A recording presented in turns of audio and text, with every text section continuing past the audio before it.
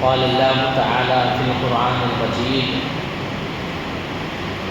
ذلك الذي يبشر الله عباده الذين آمنوا وعملوا الصالحات قل لا أسألكم عليه أجرا إلا المودة في القربى ومن يقترف حسنة نزد له فيها حسنا إن الله غفور شكور صدق الله العظيم وبلغنا رسوله النبي الأمين النبي الكريم ونحن على ذلك لمن الشاهدين والشاكرين والحمد لله رب العالمين. کہ محمد سے وفا تونے تو ہم تیرے ہیں، کہ محمد سے وفا تونے تو ہم تیرے ہیں، یہ جہاں چیز ہے کیا لوح و قلم تیرے ہیں.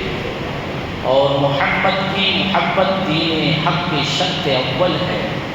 محمد کی محبت دین حق کی شرط اول ہے. اگر کسی میں ہو کچھ خامی تو سب کچھ نامکمل ہے.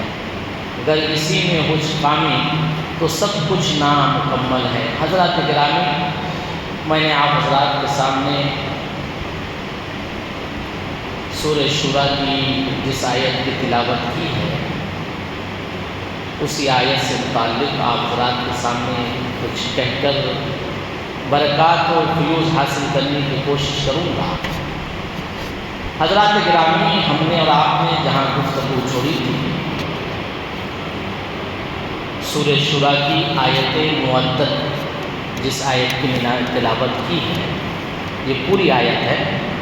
اور قل لا اسألکم علیہ اجرا الا المودۃ بیچ کا حصہ ہے، جس میں اللہ رب العزت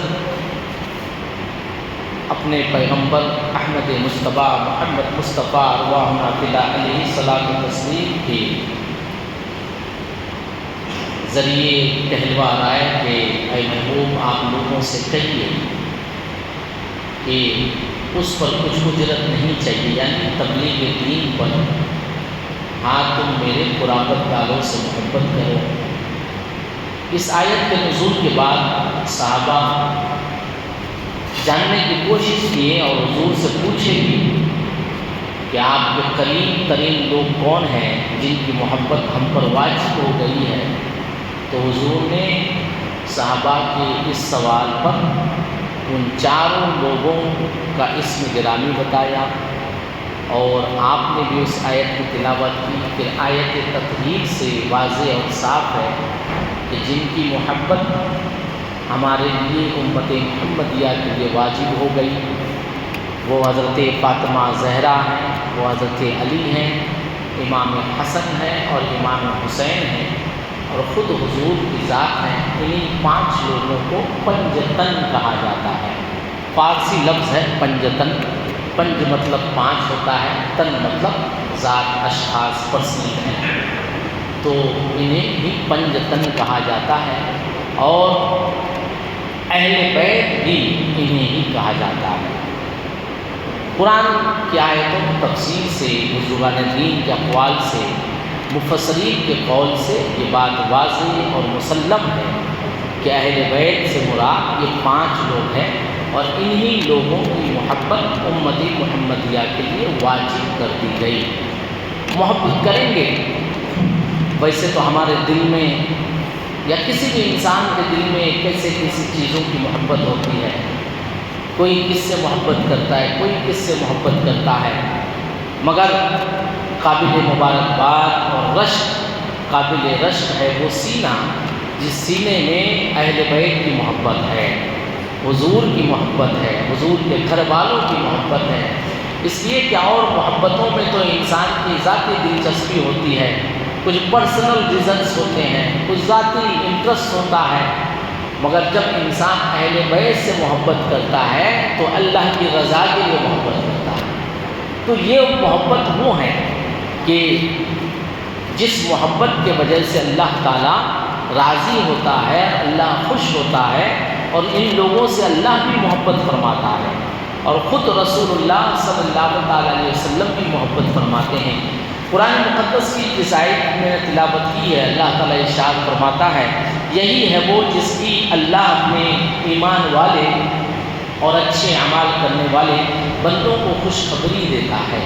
یعنی اللہ تعالیٰ کہ وہ بندے جو ایمان لائے اور اچھے اعمال کیے، اچھے کام کیے، یعنی اللہ کے احکامات کے اوپر عمل کیے، رسول اللہ صلی اللہ علیہ وسلم کی شریعت کے اوپر عمل کیے، انہوں نے اچھے اعمال کیے، تو اللہ تعالیٰ ان لوگوں کو خوشخبری دیتا ہے۔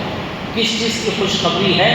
اس کی رضامندی کی خوشخبری ہے، اور اللہ کی طرف سے جو انعام ملنے والی ہے جنت کی خوشخبری دیتا ہے اللہ تعالیٰ کن لوگوں کو؟ جو اللہ پر ایمان لائے اور اچھے کام کیے۔ صرف ایمان لانا کافی نہیں ہو جاتا ہے، ایمان لانے کے بعد مومن کے لیے اللہ کے احکامات، رسول اللہ کی سنتوں پر عمل کرنا ضروری ہو جاتا ہے۔ جب انسان ایمان لائے اور اچھے اعمال کرے، پھر اللہ تعالیٰ اسے بخشش کی خوشخبری سناتا ہے۔ تو اللہ تعالیٰ نے کہا انہی لوگوں کے لیے خوشخبری ہے جو ایمان لائے اور اچھے اعمال کیے۔ اور پھر تم فرماؤ اے محبوب، میں تم سے اس پر کچھ اجرت نہیں چاہتا، مگر تم میرے قرابت داروں سے محبت کرو۔ قرابت دار یعنی حضرت امام حسن سے محبت کرو، حضرت امام حسین سے محبت کرو، فاطمہ سے محبت کرو، علی سے محبت کرو۔ یہ اللہ کا حکم ہے اور ہم پر واجب ہے۔ جو کوئی ان لوگوں سے محبت کرنے سے انکار کرے، ان لوگوں میں سے کسی کی شان میں گستاخی کرے، وہ قرآن کی آیت کے خلاف عمل کر رہا ہے، قرآن کی آیت کا انکار کر رہا ہے۔ آگے اللہ تعالیٰ ارشاد فرماتا ہے اور جو نیک کام کرے ہم اس کے لیے اس میں اور خوبی بڑھا دیں گے۔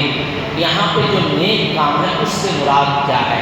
اس سے اللہ تعالیٰ کیا کہنا چاہتا ہے کہ جو نیک کام کرے ہم اس میں اس کی خوبی بڑھا دیں گے۔ اللہ کیا بڑھا دے گا؟ حضرات گرامی اس چیز کو سمجھنے کے لیے چلیے مفسران کرام کے اقوال کی طرف چلتے ہیں کہ یہ مفسرین کرام کیا فرماتے ہیں کہ اس آیت سے کیا مراد ہے۔ میں آپ حضرات کے سامنے امام دلاہی کی تفسیر بیان کر رہا ہوں، جس میں انہوں نے فرمایا ہے وَمَن يُقْتَرِفْ حَسَنَةٌ نَزِدْ لَهُ فِيهَا حُسْنًا سے کیا مراد ہے؟ جس کا ترجمہ یہ ہے کہ اللہ تعالیٰ فرمایا ہے اور جو شخص نیکی کمائے گا ہم اس کے لیے اس میں اخروی ثواب بڑھا دیں گے۔ اس سے مراد کیا ہے؟ حضرت امام حاکم نے حضرت حسن بن علی سے روایت کیا ہے کہ انہوں نے فرمایا مذکورہ آیت میں نیکی کمانے سے مراد ہم اہل بیت سے محبت کرنا ہے۔ اس حدیث کی روایت کون کر رہے ہیں؟ حضرت امام حسن خود فرماتے ہیں رواه الحاکم عن الحسن بن علی قال اقترف الحسنۃ مودتنا اہل البیت، کہ اللہ جو ارشاد فرماتا ہے کہ تمہاری نیکی میں اضافہ فرما دے گا، اس سے مراد وہ ہے کہ ہم اہل بیت سے لوگوں کے دلوں میں محبت بنا دیں گا۔ نیکی عمل ہے، یہ نیک عمل ہے، اہل بیت سے محبت کرنا نیک عمل ہے اور نیک عمل سے ثواب ملتا ہے۔ حضرات گرامی جب یہ نیک عمل ہے تو ہمیں جاننے کی ضرورت ہے کہ کیا صحابہ کرام نے یہ نیک عمل انجام دیا، یعنی اہل بیت سے محبت کی؟ صحابہ کرام کا اس میں کیا طریقہ تھا؟ صحابہ کرام نے ان اہل اطہار کے ان نفوس قدسیہ سے کن لوگوں کو مراد کیا؟ کیا انہوں نے اپنی محبت کا اظہار کیا امام حسن سے، حضرت امام حسین سے، اور حضرت امام حسن سے محبت کا اظہار کیے کہ نہیں؟ ہمیں جاننے کی ضرورت ہے۔ حضرات گرامی اس تعلق سے ایک آیت امام جبریل نے اپنی تفسیر میں حضرت عمر بن شعیب رضی اللہ تعالیٰ عنہ نے روایت کی ہے، اور اسے قرطبی نے الجامع احکام میں روایت کی، امام سیوطی نے المنصور میں، اور اسی طرح امام شعبی نے حضرت ابن عباس سے روایت کیا ہے۔ تو اس نیکی سے مراد کیا ہے؟ جو اہل بیت سے محبت کرنا نیکی ہے، اس کو گفتگو کی۔ انہوں نے فرمایا کہ مذکورہ آیت میں نیکی سے مراد آل محمد صلی اللہ علیہ وسلم سے محبت کرنا ہے، حضور کے آل سے محبت کرنا ہی نیکی ہے۔ حافظ سیوطی نے حضرت ابن عباس سے روایت کی، یہ مروی ہے، وہ فرماتے ہیں احیاء المیت بفضائل اہل بیت میں بھی بیان کیا، انہوں نے بھی یہی کہا، حضرت امام سلمی نے بھی یہی کہا، حضرت امام قرطبی نے بھی یہی اس آیت کا مرتبہ فرمایا کہ قرآن میں جو اللہ تعالیٰ ارشاد فرماتا ہے کہ جو اچھے کمال کریں گے ان کی نیکی میں اضافہ کر دیا جائے گا، اور جو نیکی کرتا ہے یعنی اس سے مراد جو اہل بیت سے محبت کرتا ہے، بیت سے محبت کو قرآن نے نیکی کہا، اور اس نیکی کو صحابہ کرام نے انجام دیا کہ وہ اہل بیت اطہار سے کس طرح پیش آتے تھے، وہ اہل بیت اطہار سے محبت کس طرح کرتے تھے، ہمیں جاننے کی ضرورت ہے۔ اس لیے یہ قرآن مقدس کے اوپر عمل کرنا صحابہ کا عمل تھا، اور اہل بیت سے محبت کرنا بھی صحابہ کا عمل تھا۔ صحابہ کرام خود اہل بیت اطہار سے بے پناہ محبت کیا کرتے تھے۔ صحابہ کا نام لے کر آج کچھ لوگ اہل بیت کی شان میں گستاخیاں کرتے ہیں۔ حضرت ابوبکر صدیق سے سیکھیے کہ کس طرح اہل بیت سے محبت کی جاتی ہے۔ قرآن آیت ہے ان سے محبت کرنے کے لیے کہ صحابہ نے حضرت امام حسن، حضرت امام حسین سے محبت نہیں کی۔ اور احادیث اٹھا کے دیکھو، بخاری کی روایت ہے وکانا سیدنا ابو بکر صدیق، حضرت ابوبکر صدیق رضی اللہ تعالیٰ عنہ کی عادت تھی۔ حدیث شریف ہے یہ، بخاری شریف کی حدیث۔ صحابہ سے سیکھیے اہل بیت سے محبت کرنا۔ قرآن نے حکم دیا اور قرآن نے محبت کرنے کو نیکی کہا۔ اب اس نیکی کو صحابہ کس طرح انجام دیتے ہیں، صحابہ کس طرح نیکی کرتے ہیں۔ وکانا سیدنا ابو بکر صدیق رضی اللہ تعالیٰ عنہ شدید المحبت فیہ، کہ حضرت ابو بکر صدیق رضی اللہ تعالیٰ عنہ اہل بیت سے شدید محبت کرتے تھے۔ یعنی حضرت امام حسن سے شدید محبت کرتے تھے۔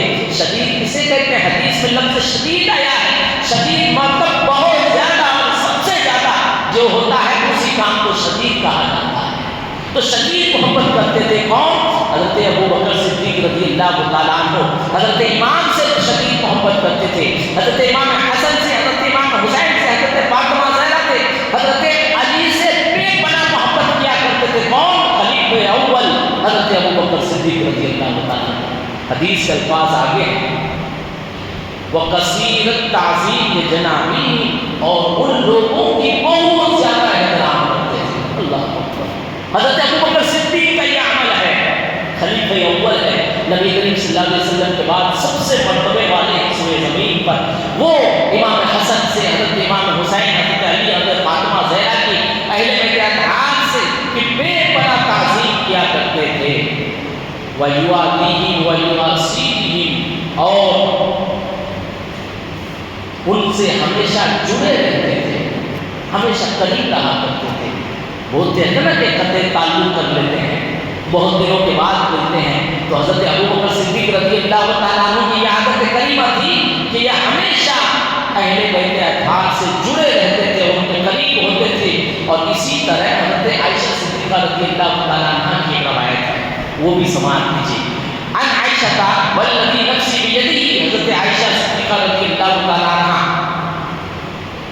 قسم کھا کے کہہ رہی ہیں، کیا کہہ رہی ہیں؟ اس ذات کی قسم جس کے قبضے میں میری جان ہے۔ حضرت عائشہ کی حدیث بیان فرماتے ہیں، کیا فرماتی ہے؟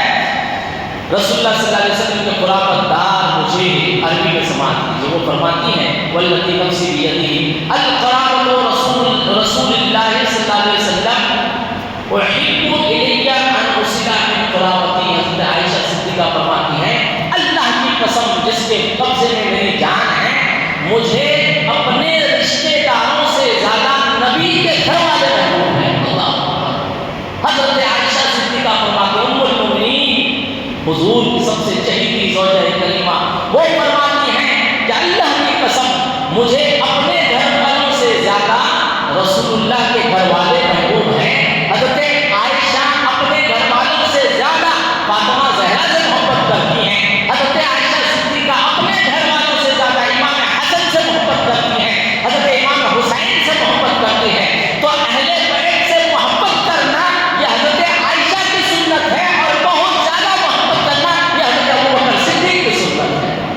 اہل بیت کی محبت، حضور کے گھر والوں کی محبت کتنی اہم چیز ہے، کتنا امپورٹنٹ ہے کہ صحابہ کرام خود بے پناہ محبت کیا کرتے تھے۔ اسی طرح یہی حدیث حضرت عمر سے بھی روایت ہے، حضرت عمر رضی اللہ تعالیٰ عنہ سے روایت ہے، وہ فرماتے ہیں کہ اہل بیت سے شدید محبت کیا کرتے تھے حضرت عمر بھی۔ یہ حدیث بھی بخاری شریف میں وارد ہوئی ہے کہ جس میں حضرت عمر رضی اللہ تعالیٰ عنہ کے تعظیم کے بارے میں کہتے ہیں کہ حضرت عمر بے غایت درجہ سے ان سے محبت کرتے تھے، یعنی بے پناہ بہت زیادہ اہل بیت کی تعظیم کرتے تھے، ان سے محبت کرتے تھے۔ جب لوگ قحط میں مبتلا ہوتے، اہل بیت کا مقام دیکھیے، جب لوگ قحط میں مبتلا ہوتے تو ان کے وسیلے سے رب دو جہاں سے بارش کی دعا فرمایا کرتے تھے۔ یہ حضرت عمر کا عمل ہے، حضرت عمر رضی اللہ تعالیٰ عنہ یہ عمل کرتے تھے، اگر کبھی قحط ہو جاتا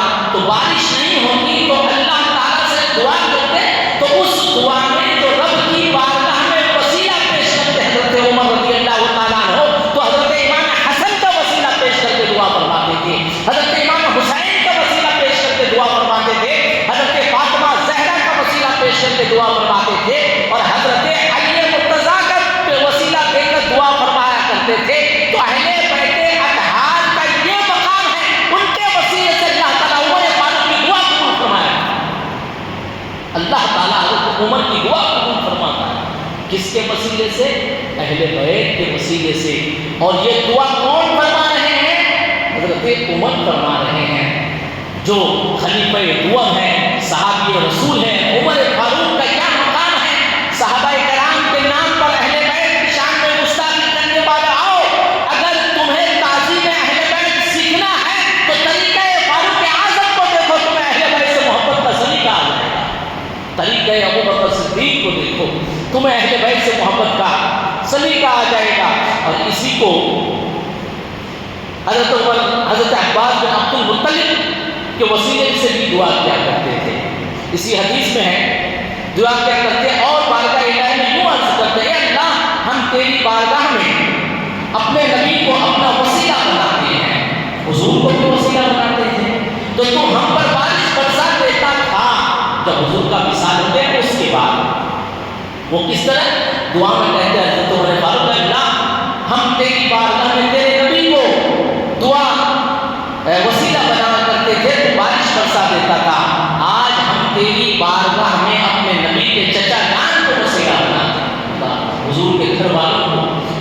تو اللہ جو ہم پر بارش فرما، راوی میں روایت کرتے ہیں، وہ کہتے ہیں جیسے ہی حضرت عمر فاروق نے حضور کے گھر والوں کا وسیلہ دے کے دعا کی، فوراً بارش ہو گئی۔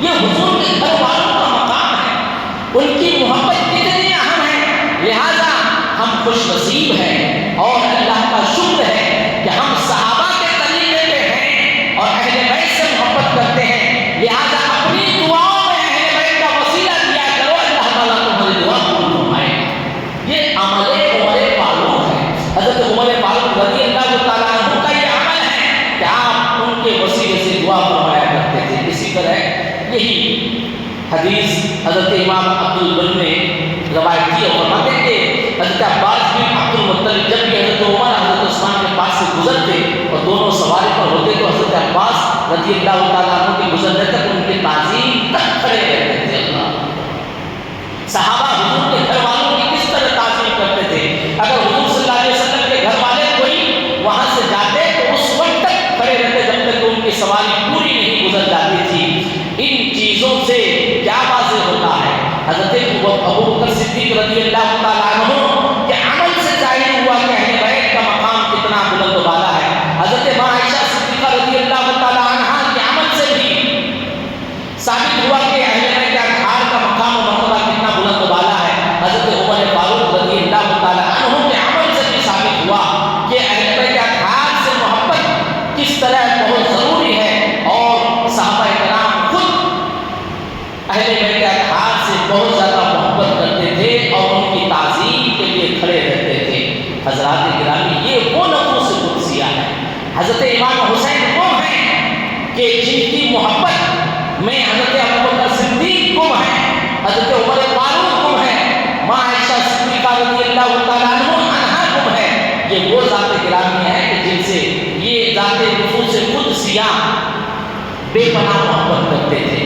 اللہ کا شکر ہے کہ آج ہمارے ہاتھوں میں اہل بیت کا دامن ہے، ہم بھی ان سے محبت کرتے ہیں اور ان بزرگوں کے طریقے پر عمل کرتے ہیں۔ اور یاد رکھیے کہ ان لوگوں سے محبت کرنا کتنا بڑا نیک عمل ہے، بہت بڑا نیک عمل ہے۔ حدیث شریف میں ہے کہ اللہ کے رسول صلی اللہ علیہ وسلم نے ارشاد فرمایا کہ اہل بیت سے ایک دن کی محبت، اہل بیت سے ایک دن کی محبت، جو ایک لمحہ محبت کرتے ہیں، جو اہل بیت کا خیال سے ایک لمحہ محبت کرتے ہیں، ایک دن محبت کرتے ہیں، 100 دن کی عبادت کے برابر ہے۔ 100 دن کی عبادت کے برابر اہل بیت کی ایک دن کی محبت ہے۔ یہ وہ ذات قدسیہ ہیں۔ اور یاد رکھیے انسان جب محبت کرتا ہے تو اس کے بدلے میں کچھ نہ کچھ انعام پانے کی خواہش رکھتا ہے اور ارادہ رکھتا ہے تاکہ اللہ تعالیٰ کی بارگاہ سے کچھ نہ کچھ انعام ملے۔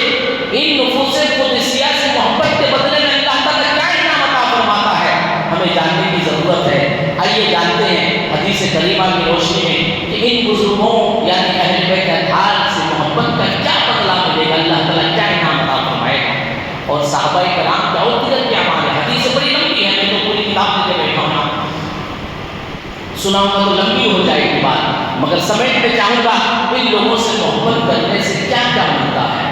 ایک تو دعائیں قبول ہوتی ہے اور اللہ تعالیٰ ان لوگوں کی برکت میں، حضور کے گھر والوں کی برکت میں اللہ تعالیٰ زمین میں امن و امان قائم فرماتا ہے۔ یہ امن کی گارنٹی ہے اور ان لوگوں کے وسیلے سے اللہ تعالیٰ ہریالی عطا فرماتا ہے۔ تو ان لوگوں کی دنیاوی فوائد، دنیاوی انعامات تو ہیں یہ اللہ کے رسول کے صدقے میں، مگر اخروی انعامات کا بھی اللہ تعالیٰ نے، اللہ کے رسول نے ذکر کیا ہے کہ جو ان کے گھر والوں سے محبت کرتا ہے وہ کیا کیا انعام پاتے ہیں، سماعت کیجیے۔ یہ حدیث ایک بہت ہی مشہور معروف مفسر قرآن گزرے ہیں، جو مفسر تفسیر کبیر ہے، انہوں نے اس حدیث کو روایت کی ہے۔ وہ فرماتے ہیں کہ اہل بیت کی فضیلت میں ان سے بغض و حسد رکھنے والوں کے لیے اور ان سے محبت رکھنے والوں کے لیے حدیث پاک میں ذکر آیا ہے۔ چنانچہ رسول اللہ صلی اللہ علیہ وسلم نے ارشاد فرمایا من مات علی حب آل محمد، یعنی جو لوگ حضور کے گھر والوں سے محبت کرتا تھا اور وہ اسی حال میں مر گیا، کسی مسلمان کی موت اس حال میں ہوئی کہ حضور کے گھر والوں سے محبت کرتا تھا، تو حضور فرماتے ہیں ماتا شہیداً، وہ شہادت کے مرتبے میں ہوتا۔ اہل بیت کی محبت کے ساتھ اس دنیا سے گزر جانا، اس حال میں روح نکلے کہ ہم اہل بیت سے محبت کرتے تھے، حضور کے گھر والوں سے محبت کرتے تھے، تو حضور فرماتے ہیں کہ اہل بیت کی محبت میں مرنا یہ شہادت کی محبت ہے، شہادت کی موت ہے۔ شہادت کتنی بڑی چیز ہے، شہادت کسے کہتے ہیں؟ جنگ کے میدان میں جانا پڑتا ہے، جان گنوانی پڑتی ہے، گھر اہل و عیال بیوی بچوں کو چھوڑنا پڑتا ہے، دنیا کی ساری رہنمائیوں کو نظر انداز کرنا پڑتا ہے، چوٹ کھانی پڑتی ہے، تیر بھالے تلوار کے حملوں سے دوچار ہونا پڑتا ہے اور تکلیفوں سے دوچار ہونا پڑتا ہے، تب شہادت کا مرتبہ ملتا ہے، تب شہادت کا مقام ملتا ہے۔ مگر اللہ کے رسول صلی اللہ علیہ وسلم نے اپنے گھر والوں سے محبت کرنے والوں کو شہادت کا درجہ انعام میں دے دیا اور فرمایا کہ اگر کوئی شخص اس حال میں مرا کہ وہ اہل بیت سے محبت کرتا تھا، اللہ تعالیٰ اسے شہادت کا مقام عطا فرما دیتا ہے۔ تو کوشش کریں کہ ہر وقت اہل بیت سے محبت کے چراغ کو جلائے رکھیں اور ان سے محبت کرتے نہیں، بلکہ رسول اللہ صلی اللہ علیہ وسلم آگے ارشاد فرماتے ہیں، یوں فرماتے ہیں الا خبردار، جان لو، آگاہ ہو جاؤ، ومن مات علی حب آل محمد، اور جو کوئی آل محمد کی محبت میں مرا، اس حال میں مرا کہ وہ اہل بیت سے، آل محمد سے محبت کرتا تھا، تو اللہ کے رسول ارشاد فرماتے ہیں مغفورا لہ، وہ بخشے بخشایا، اللہ اس کے گناہ کو معاف فرما دے گا اہل بیت کی محبت سے۔ مغفور یعنی اس کی مغفرت ہو گئی، وہ اس حال میں مرا، وہ اس حال میں دنیا سے گیا کہ اللہ نے اس کے گناہ کو معاف فرما دیا، تو حب آل محمد کے صدقے فیض اللہ تعالیٰ محبت کرنے والوں کے گناہوں کو بھی معاف فرما دیتا ہے۔ یہ نام ہے اس کا حب آل بیت کا۔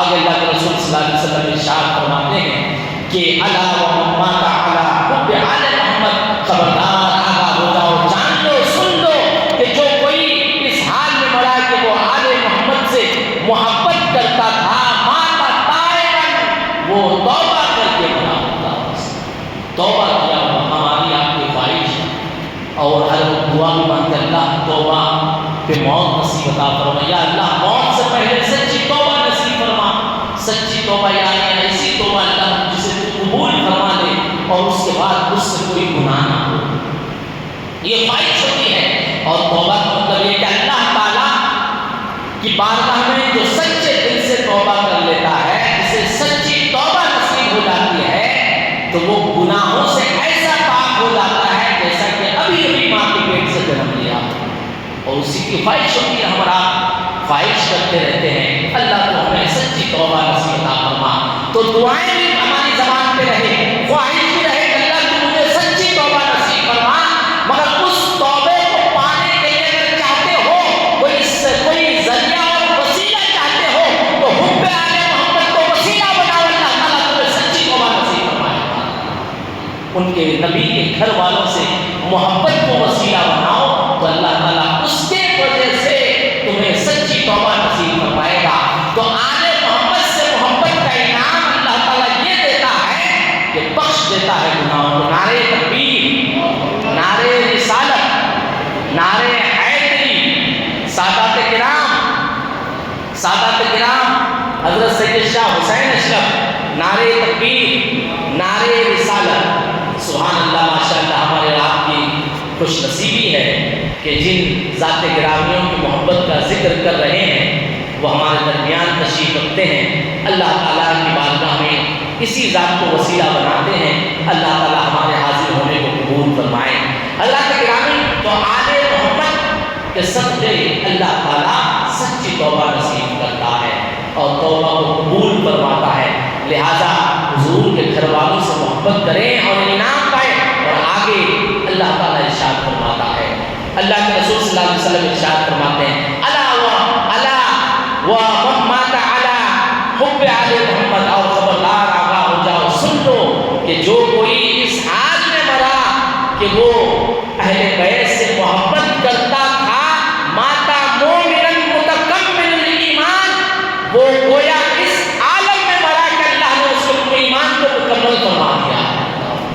کامل ایمان کہتے ہیں نا، تو مومن کامل ہے، وہ کمپلیٹ ایمان والا ہے، یعنی کہ پورا ایمان کا حق ادا کر رہا ہے اور ان کاموں سے بچ رہا ہے جس سے اللہ ناراض ہو، وہی کام انجام دے گا، وہی عمل اپنائے گا جس سے اللہ راضی ہو۔ یہی ایمان مکمل ہونے کی گارنٹی ہے، اور ہمارے آپ کے سب کی خواہش ہے کہ اللہ تو مجھے کامل مومن بنا دے، یعنی کہ اللہ کا مقبول بندہ بن جائے۔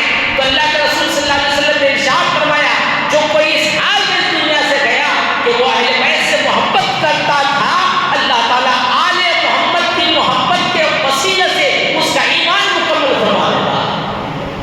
یہ ہے صلہ، یہ ہے انعام حضور کے گھر والوں سے اہل بیت سے محبت کرنے کا۔ یہی آگے حدیث کے الفاظ ہے، میں تفصیل سے بیان کرنا چاہوں گا تاکہ آپ کی محبت مزید سن لے اور اہل بیت سے خوب محبت کرے۔ جب تک نبی کے گھر والوں سے محبت نہیں ہوگی تب تک قاتلین اہل بیت سے نفرت نہیں پیدا ہو سکتی، اس وقت تک نفرت نہیں ہوگی۔ فرماتے ہیں کہ الا ومن مات علی حب محمد، ہوشیار، خبردار، سن لو کہ جو کوئی اس حال میں مرا کہ وہ آل محمد سے، اہل بیت سے محبت کرتا تھا، بشرہ ملک الموت بالجنت ثم منکر نکیرا، کہ اسے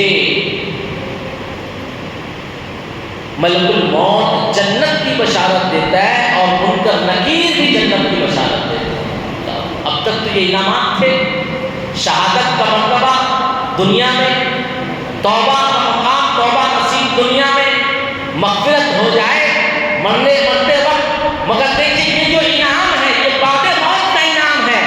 اللہ تعالیٰ سچی توبہ نصیب کرتا ہے، شہادت کا مرتبہ عطا کرتا ہے، گناہوں کو معاف فرماتا ہے۔ اس کے بعد کیا ہے؟ تو اگر کوئی اس حال میں مرتا ہے کہ اس کے دل میں اہل بیت کی محبت ہوتی ہے تو وہ اس حال میں قبر میں جاتا ہے کہ ملک الموت اسے جنت کی بشارت دیتے ہیں۔ سبحان اللہ، جنت کب ملنے والی ہے؟ حساب کتاب کا دن قائم ہوگا، نامہ اعمال تولے جائیں گے، ان صراط سے گزرنا پڑے گا۔ جو بعد کی زندگی ہے، بہت بعد کی اور سب سے آخری مرحلہ ہے وہ کہ اللہ تعالیٰ حکم فرمائے گا جنتی جنت میں چلے جاؤ، دوزخی دوزخ میں چلے جاؤ۔ یہ تو بعد میں حساب ہوگا، مگر اہل بیت سے محبت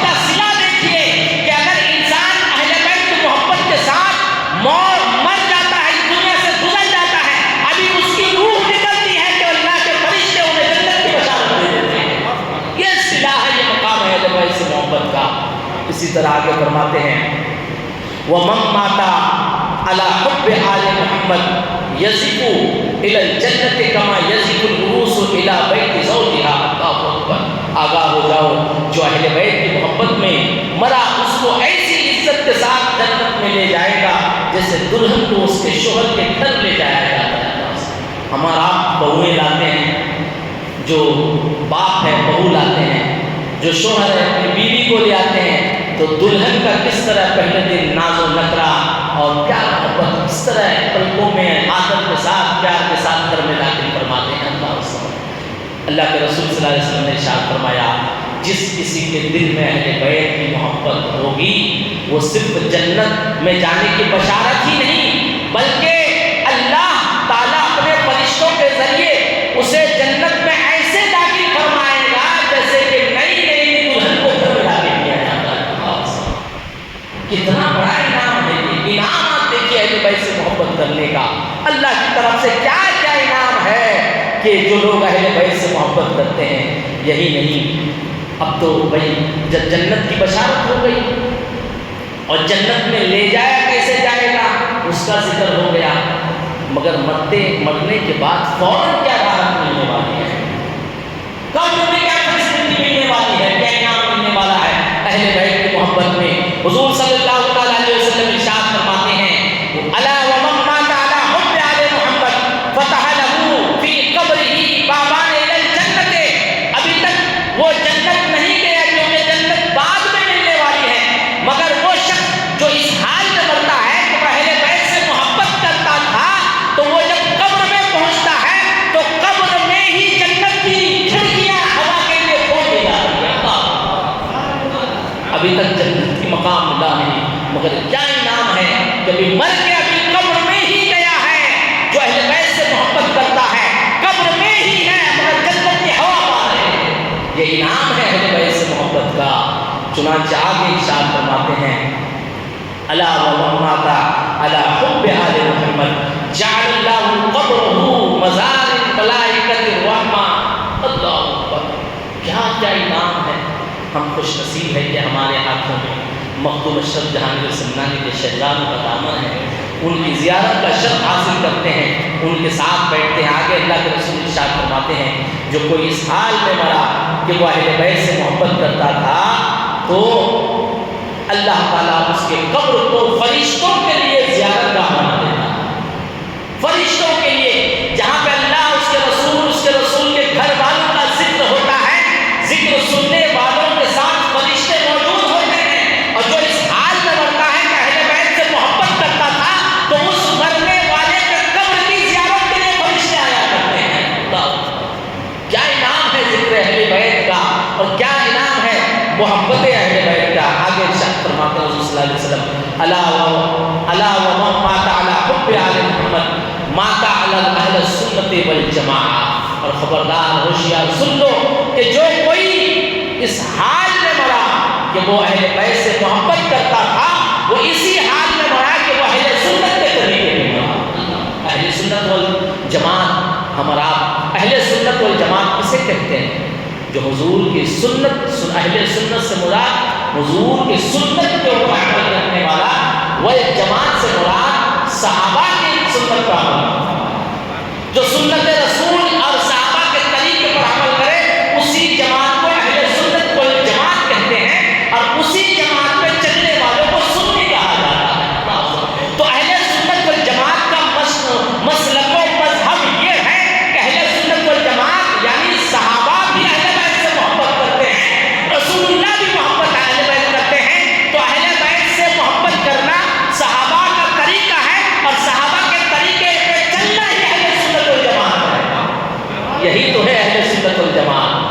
تو جو کوئی چاہتا ہے کہ میں سنی ہو کر اس دنیا سے جاؤں اور سنی بن کر اور صحابہ کے طریقے پر اس دنیا سے گزروں تو اہل بیت سے محبت کرے، تو ان کا حشر اہل جماعت یعنی کہ صحابہ کرام کی جماعت کے ساتھ ہوگا، صحابہ کرام کے ساتھ اس کا حشر ہوگا۔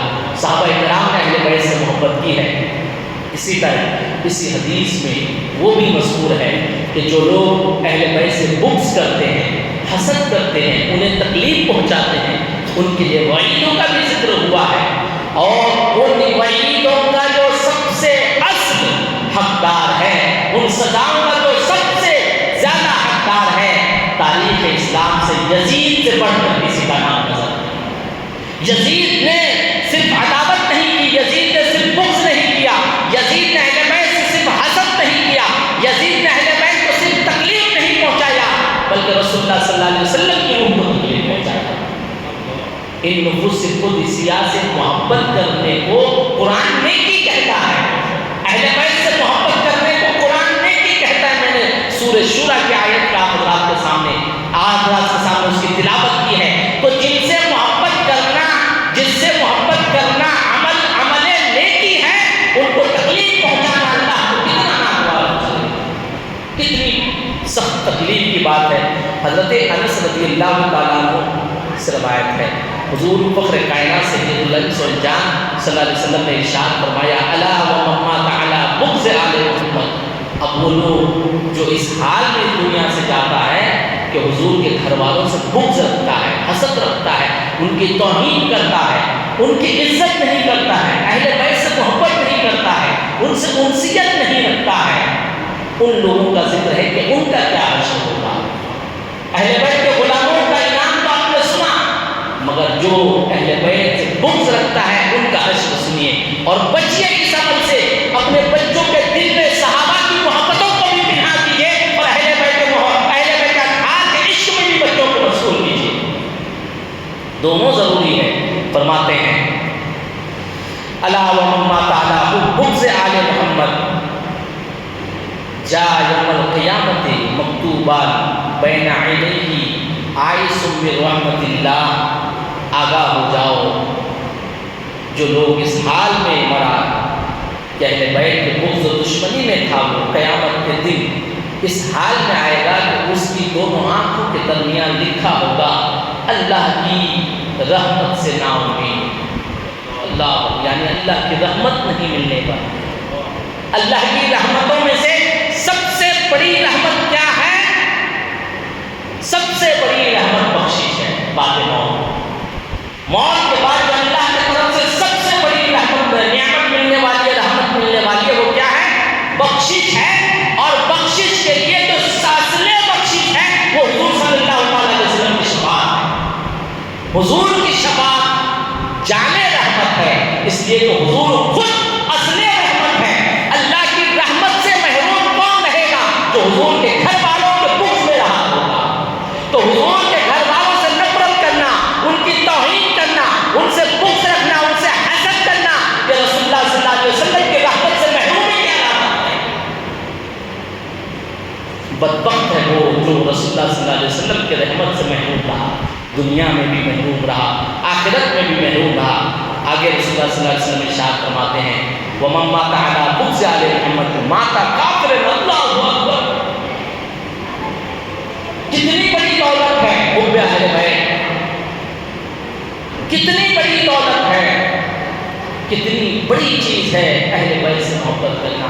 حضور فرماتے ہیں کہ جو کوئی اہل بیت سے بغض رکھا، حسد رکھا، اس سے نفرت کرتا تھا، اور اسی حال میں وہ مر گیا، حضور صلی اللہ علیہ وسلم ارشاد فرماتے ہیں وہ کافر کی موت مرا۔ اللہ، کافر کی موت مرا۔ رسول اللہ صلی اللہ علیہ وسلم اپنے قرابت داروں سے محبت کے لیے اپنی امت کو تعلیم کی، یہی وجہ ہے کہ صحابہ کرام خود اہل بیت سے بے پناہ تعظیم کرتے تھے۔ جیسا کہ میں نے سنایا حضرت عثمان غنی کا واقعہ ملتا ہے، حضرت علی مرتضیٰ رضی اللہ تعالیٰ عنہ تو خود اہل بیت سے ہیں۔ اسی طرح صحابہ کرام کی زندگی کو اٹھا کے دیکھیں گے، اللہ اکبر، جہاں جہاں سے اہل بیت کے افراد کا گزر ہوتا تھا، صحابہ کرام اس راستے پہ ہاتھ بن کے کھڑے ہو جایا کرتے تھے۔ صحابہ سے سیکھو اہل بیت سے محبت کرنا، صحابہ سے سیکھو، آؤ حضرت ابوبکر صدیق سے سیکھو اہل بیت سے محبت کرنا، آؤ حضرت عمر فاروق سے سیکھو اہل بیت کی تعظیم کرنا، آؤ حضرت عثمان غنی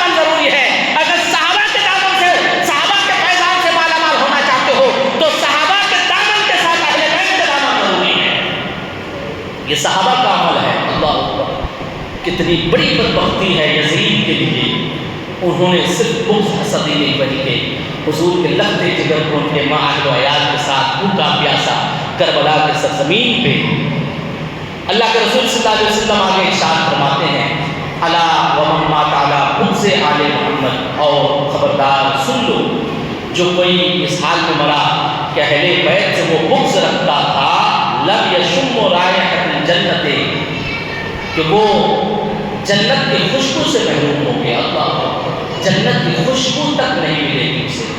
جو کوئی اہل بیت کی تعظیم نہیں کرتا، جو کوئی اہل بیت سے محبت نہیں کرتا، اہل بیت کی محبت مومن ہونے کی علامت ہے، اہل بیت سے محبت مومن ہونے کی علامت ہے، اور اہل بیت سے بغض رکھنا یہ کافروں کی نشانی ہے، یہ کافروں کا عمل ہے۔ اللہ کے رسول صلی اللہ علیہ وسلم نے ارشاد فرمایا اہل بیت کی محبت کے بنا درود مکمل نہیں ہے۔ اب آپ جانتے ہیں آیت درود سنتے رہتے ہیں، اس کی تفسیر پہ اگر جاؤں گا وقت نہیں اجازت دے رہا ہے۔ آیت درود سے، درود کی جو آیت ہے ان اللہ و ملائکتہ یصلون علی النبی، یہ جو آیت ہے اس آیت کے اوپر عمل کرنا ہے تو حضور پہ درود پڑھنا ہے، اور حضور پہ درود اس وقت مکمل ہوگا جب اہل بیت پہ درود پڑھا جائے گا۔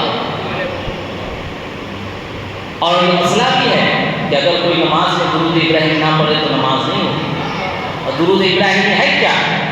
اہل بیت پر درود بھیجنا ہے، آل نبی پر درود بھیجنا ہے۔ درود ابراہیم کے بنا نماز مکمل نہیں ہے، اور اہل بیت پہ درود بھیجے بنا درود مکمل نہیں ہے۔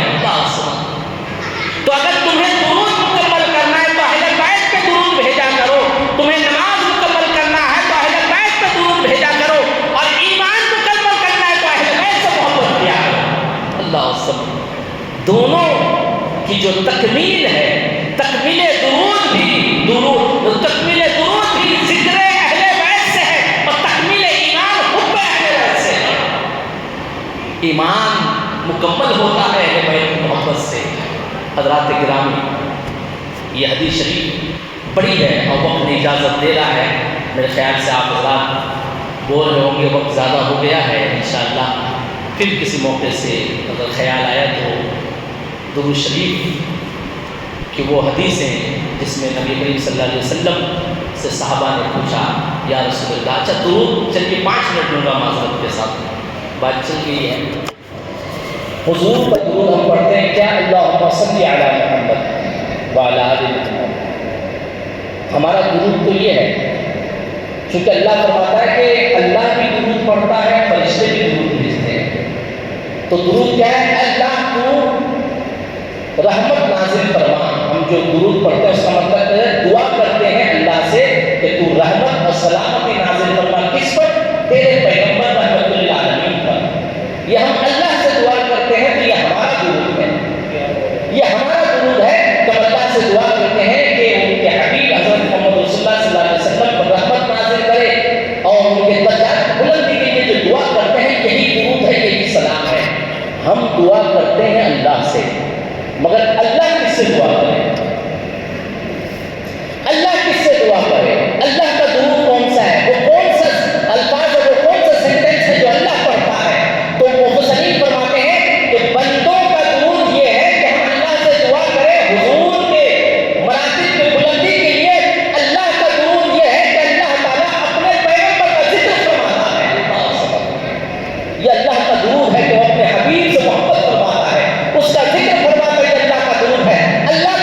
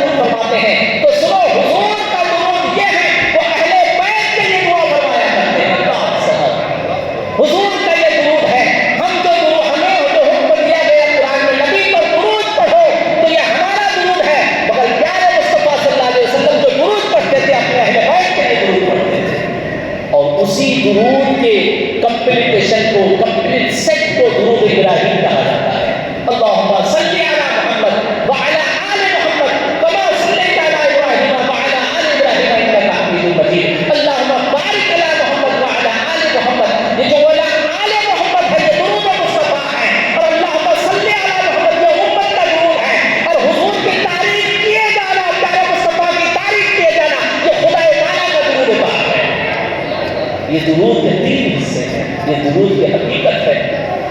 اس تعلق سے حدیث شریف کا متن میں ذکر کرتا مگر وقت میں اجازت دے رہا ہے۔ آپ حضرات کو گواہ بنا کے میں اللہ کی بارگاہ میں توبہ کرتا ہوں کہ اگر بولنے میں کسی طرح کی غلطی ہو اللہ میری خطا کو معاف فرمائے۔ وما علینا الا البلاغ۔ السلام علیکم ورحمۃ اللہ وبرکاتہ۔ صلاۃ و سلام علیہ